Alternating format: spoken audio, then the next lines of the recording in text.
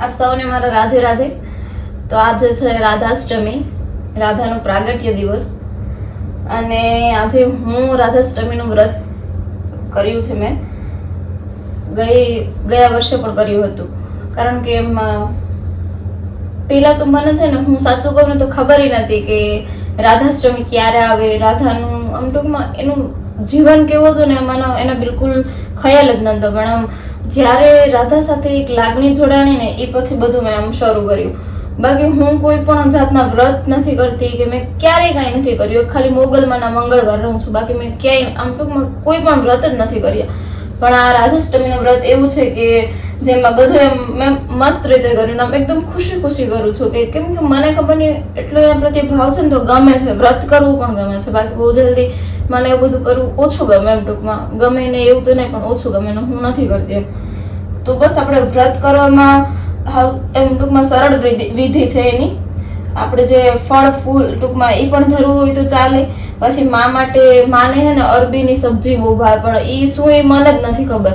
કારણ કે મેં એમ ગૂગલમાં સર્ચ કર્યું હતું પણ મને કંઈ ખ્યાલ નથી, મને મળ્યું ને એવું. એટલે મેં ખીર ને પૂરી બનાવી છે. પછી આપણે માતાજી માટે આપણે જે યુઝ કરીએ કટલેરી, 16 શ્રીંગાર તમે કરો તો પણ હાલે. એમાં 16 શ્રીંગાર જે આવે એ તમે માતાજીને ધરો તો પણ હાલે. અને બાકી 2 વસ્તુ પણ હાલે, 5 વસ્તુ હાલે, 7 વસ્તુ હાલે. એટલે તમે તમારે જે પહોંચવું હોય ને એ પ્રમાણે. અને દાન દક્ષિણામાં તમે જે પણ તમને ઈચ્છા થાય એટલા પૈસા આપી શકો. એટલે ટૂંકમાં અહીંયા ધરવાના, પછી પણ જઈને તમને ઠીક લાગે ને તમે દાન કરી શકો. પછી આ કળશની સ્થાપના તો આપણે ગમે તે પૂજા કરીએ તો એમાં થાય જ છે. તો આપણે રાધાષ્ટમીમાં પણ કળશની સ્થાપના કરવાની છે. તો બસ એવી રીતે મેં વ્રત કર્યું છે. અને હું આખો વિડીયોમાં તમે જોડાયેલા રહેજો, તમને સંપૂર્ણ માહિતી આપી. ઓકે, રાધે રાધે. સૌપ્રથમ છે ને આપણે માને ચૂંદડી ઓઢાડવાની છે. આપણે એમ ગમે તે માતાજીને ત્યાં જઈએ તો એમ આપણે ચૂંદડી ખબર ઓઢાડતા હોય. તો બસ આપણે રાધાષ્ટમીનું વ્રત કરીએ તો મારી પાસે અત્યારે આ બાલ ગોપાલ પણ નથી કે એના સ્વરૂપે રાધા રાણી પણ નથી. તો હું બસ આ જે ફોટો છે એના થકી જ એમ મારું જે પૂજા છે એ કરી લઉં. એટલે મેં માતાજીને ચૂંદડી ઓઢાડી પછી આપણે દીવાનું પ્રાગટ્ય કરવાનું. ટૂંકમાં દીવો વાહવાનો. તો પછી બસ જો માતાજીને એક દીવો હોય એ આપણે જે કળશ હોય ને એમાં રાખવાનો, અને એક દીવાથી આપણે આરતી કરવાની એમ. તમારી પાસે આરતીવાળો દીવો હોય તો તમે એનો યુઝ કરી શકો. બાકી મારી પાસે નથી તો હું બસ એમ નોર્મલ મારા હથેળીમાં લઈને આરતી કરીશ. એટલે બસ તો એવી રીતે આપણે માતાજીની પૂજા પાઠ એમ શરૂ કરવાનું. પણ સૌથી મહત્ત્વનું હોય ને તો બસ હરિનામ. ટૂંકમાં આજે જો રાધાનો દિવસ છે ને તો એને સૌથી વહાલું કોણ હતું? તો કૃષ્ણ. તો આપણે જેટલું વધારે કૃષ્ણનું નામ લેશું ને તો એ પ્રસન્ન થશે. જન્માષ્ટમીના દિવસે કોનો જન્મ હતો? તો કૃષ્ણનો. તો કૃષ્ણને કોણ વાલો હતું? તો રાધા. તો રાધાનું આપણે જેટલું વધારે નામ લેશું ને તો કૃષ્ણને ગમશે. એટલે આ બે પાત્ર એવા છે ને કે એકને પ્રસન્ન કરવું હોય ને તો બીજાનું તો નામ જપ કરવો જ પડે. એટલે બસ આજે સૌથી વધારે તમે રાધે કૃષ્ણ, હરે કૃષ્ણ એવી રીતે આમ જાપ કરો ને તો રાધા રાણી તમારા પર બહુ એટલે બહુ પ્રસન્ન થાય કે ભાઈ આજે તો આણે આખો દિવસ જાપ કર્યો છે. આપણે મનમાં એવું નથી કીધું કે તમે 24 કલાક માળા લઈને બેઠા રહો અને માળા ફેરવા કરો એમ. પણ આપણે ગમે તે રેગ્યુલર આપણું જે રૂટીન હોય એ કામ કરતે પણ ઈશ્વરનો જપ કરતું રહેવાનું, કે મનમાં ભગવાનનું નામ લેવાનું. અને એ જે અંદરથી શાંતિ મળશે ને એની અનુભૂતિ જે થશે ને એ રિયલી ક્યાંય નહીં જોવા મળે. કારણ કે મેં જ્યારે અનુભવ્યું ને ત્યારે હું તમને કહું છું. એવું નથી કે હું ખાલી હવામાં તીર મારું ને પછી તમને ખાલી એમ જ કહું ને, એવું મારામાં ક્યારેય નહીં આવે. જે મેં જોયું, જે હું ખુદ કરું છું એટલે હું તમને કહું છું. અને બસ આપણે બાકી તો ફળ ફૂલ જે તમને બરોબર લાગે. અને મેં હે ને હું રસોઈમાં જે પહેલી વાર ખીર બનાવી મા માટે, અને હું જ્યારે કાંઈ બનાવું ને તો ત્યારે મારા મનમાં બહુ મૂંઝવણ હોય કે હું તો રેગ્યુલરમાં જે રસોઈ બનાવું ને એ રસોઈ બનાવતા પહેલાંય ભગવાનનું નામ લઈને બનાવું. કારણ કે મને શું થાય કે હું જે બનાવું ને એ ખાઈને બીજાને શાંતિ મળે. કારણ કે મેં મારી જિંદગીમાં ક્યારેય કર્યું નહોતું જે કામ, એ બધું હવે મારા માથે આવ્યું અને હું કરું છું. તો બસ એ મને એમ થાય કે કામ બરોબર થાય અને મારા થકી કોઈ એમ નારાજ ના થાય, બધા ખુશ થાય કે ભાઈ આણે આ જમવાનું બનાવ્યું તો સરસ છે. તો બસ એમ અંદરથી એવી આત્માને એવું આમ ફીલ થવું જોઈએ કે ના યાર હું જે કરું ને એ બેસ્ટ થવું જોઈએ. તો આપણે કાંઈ પણ કરીએ ને તો ઈશ્વરનું નામ લઈને કરીએ ને તો એ કામ સારું થવાની શક્યતા વધારે આમ વધી જાય કે ભાઈ મેં તો ઈશ્વરનું નામ લઈને કર્યું હતું ને, એની જે ઈચ્છા હશે એ થશે. એટલે બસ પહેલાં ઈશ્વરને રાખવાના, કારણ કે એ પહેલાં હશે ને તો શાયદ હું તો એમ કહું બધું બરાબર થશે. મેન હું શું કામ એવું કહું ખબર, કારણ કે મારી ઉપર બધું એમ મેં મારી લાઈફમાં બહુ બધા અનુભવ કર્યા, તમે વિચાર્યું નહીં હોય ને એ પરિસ્થિતિમાં પણ હું નીકળેલી છે. એટલે આમ જ્યારે આમ ઈશ્વર સાથે હોય ને ત્યારે યાર એમ થાય કે ખબર નહીં કેમ એટલા સ્ટ્રોંગ બની જાય.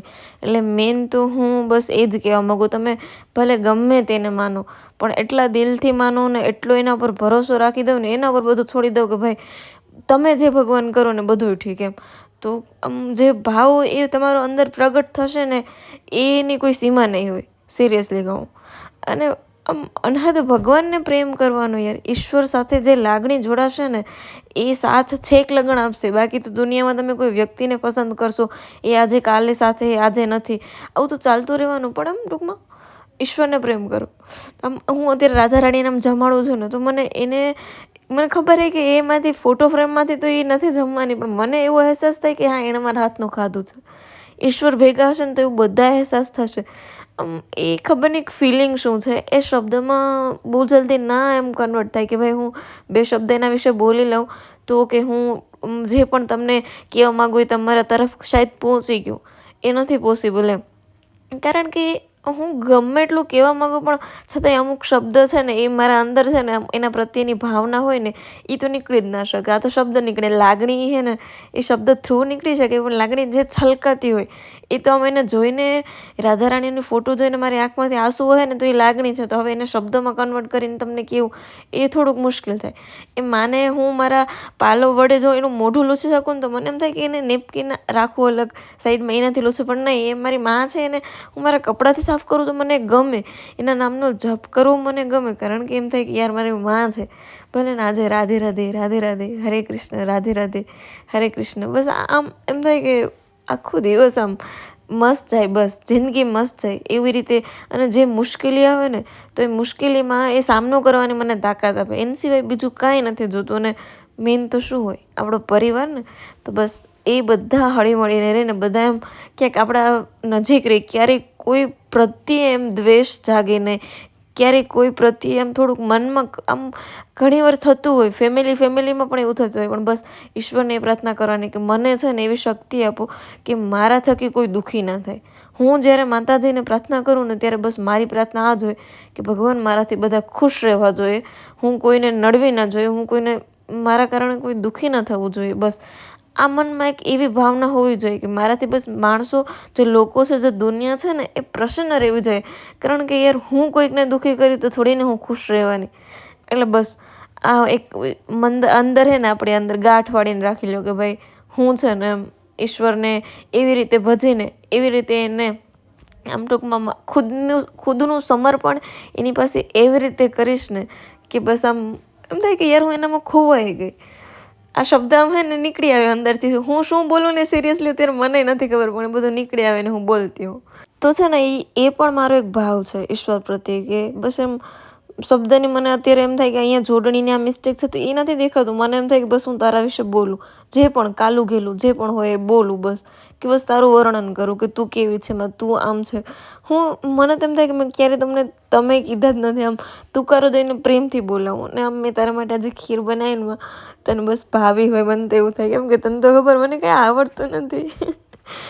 તો હે ને હું આમ એમ થાય કે ઘણું બધું કરી લઈશ, તું ખાલી થોડુંક એવો મારા ઉપર આમ કરે ને કે ભાઈ મારી દીકરી બધું કરી લેશે તો હું બહુ બધું કરી લઈશ એમ. અને બસ ધવલને ખુશ રાખજો, કેમ કે હવે મારા માટે એ શું છે ને એ તો તમને ખબર છે. અને બસ હવે એના વિશે તો હું વધારે કંઈ નહીં કહેવા માગું, કારણ કે બસ મારી એટલી ઈચ્છા કે બસ એ હંમેશા ખુશ રહે, સ્વસ્થ રહે અને મસ્ત રહે. બસ બાકી તું બસ મારા ભેગી રહેજે, આપણે બાકી કાંઈ એટલે કાંઈ નથી જોતું. ખબર નહીં હું શું કહું, પણ આમ તું મારો સાથ ક્યારેય ના છોડતી માં, હો ને માં. તો રાધે રાધે માં. કૃષ્ણ હરે કૃષ્ણ હરે કૃષ્ણ હરે બોલ. હવે માં હું અહીંયા મારા વિડીયોનો અંત કરું, હો ને.